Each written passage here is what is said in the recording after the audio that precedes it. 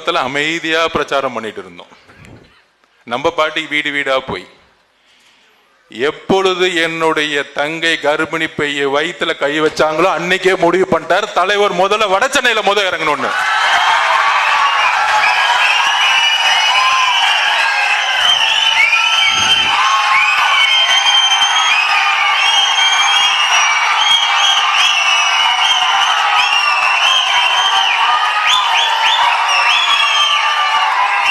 எங்க தலைவருக்கு சும்மா அந்த அறிக்கை விடுறது, இந்த ட்விட்டு போடுறது, திடீர்னு ரோட்ல ஒரு போர்டை பிடிச்சிக்கிட்டு இந்த போராட்டம்னு சொல்லிட்டு செட்டிங் பண்றதுலாம் பிடிக்காது.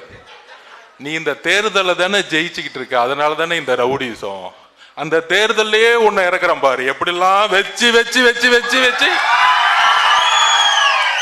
மக்களை ஓட்டு போட வச்சு, தப்பா நினைச்சுக்காதீங்க, மக்களை ஓட்டு போட வச்சு உங்களுக்கெல்லாம் ரிட்டையர்மெண்ட் கொடுத்து உங்களுக்கெல்லாம் எந்த ஜெயில் வாழ்க்கையை பார்க்க வைக்கணுமோ அங்கேயே உங்களை நிரந்தரமா அனுப்புறதுக்கு முடிவு எடுத்துட்டார்.